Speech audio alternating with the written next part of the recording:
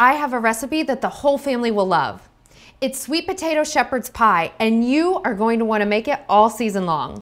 So we're going to start in a large saute pan, and we want it heated to about medium high, about a tablespoon or 2 of olive oil, and then add a cup of chopped onions and celery that I picked up from the fresh cut section. Make it super simple. And then right now we're going to add our ground beef, and I've got lean ground beef here, about 1.5 pounds. And we're going to saute this on medium high until the meat is brown. Remember, always, always, always keep in mind, browning is flavorful. While the meat's browning, I'm going to go ahead and preheat our oven to 375 degrees because we're going to put our sweet potato shepherd's pie in individual ramekins and finish it off in the oven. Okay, now that the ground beef is browned, we need a tablespoon of minced garlic, my favorite part.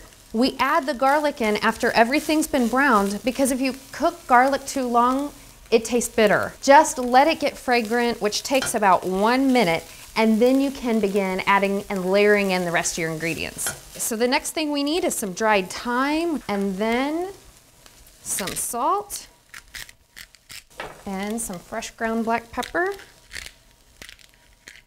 And now for about a tablespoon of Worcestershire sauce. And then finally, 1/4 cup of red wine, and then 1/4 cup of beef broth. Now, when I've made this several times, and the first few times, I made it without the red wine and there was just something missing. It was still good, but there was something missing. The red wine, it's like it pulls the flavors of the sweet potato and the ground beef and the onion and the garlic and the thyme and makes this perfect package. So don't forget to use that red wine. And then 1/4 cup of beef broth. Let's give this a stir, and then what we're gonna do is let it simmer for 3 minutes. That way the flavors can reduce down, and then we'll finish it up, then it'll go in the oven and be ready to eat. So now that our mixture has been simmering for about 3 minutes, we're gonna stir in the final 2 ingredients, which is a cup of tomato sauce, and then we're gonna add 2 cups of, I use a bag of frozen vegetables. Keep in mind, next to fresh, frozen is best. It still has all of the good fiber, most of the great nutrients. Okay, so we turn off the heat, and then we'll get this scooped up into individual bowls. This is also a great recipe to use leftover vegetables in. As much as I can, I do not like to waste good food.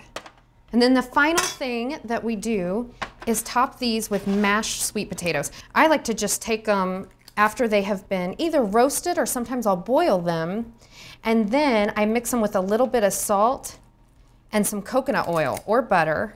So these will go into our preheated oven for 20 to 30 minutes, just until they're really hot throughout. Our sweet potato shepherd's pie just came out of the oven, so it's piping hot.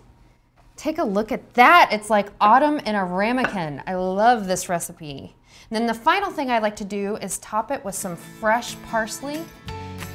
Shepherd's pie was originally started in the 1700s as a way to use leftover meat and leftover potatoes. So this is a twist on an old recipe that I hope you make one of your new traditions.